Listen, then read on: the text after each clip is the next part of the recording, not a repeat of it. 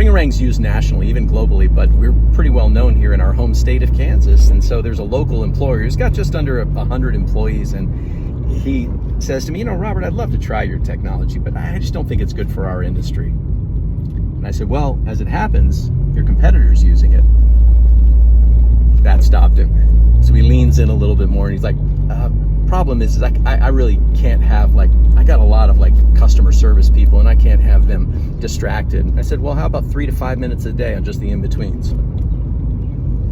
He says, well, they're kind of tired out from new programs and technologies we've used since COVID, and I just can't, not one more thing. It's just going to be too much. And I said, well, how about if they only just had to click a link and they're in, and they can do it 3 to 5 minutes a day whenever they want? He goes, okay. And who's going to build all this content? I said, well, we've got an AI agent that does it all for you.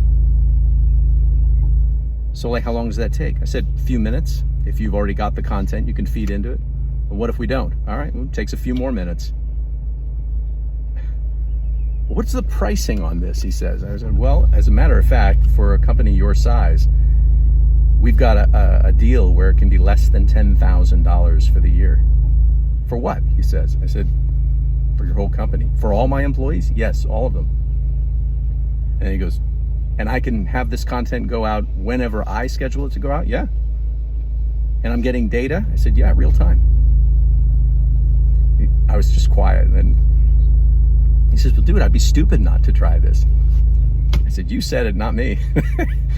I said, look, this is going to give you a chance to get people to be confident that what you're trying to train them to do, you actually care about it and you've got their back. So now I invite you to try it.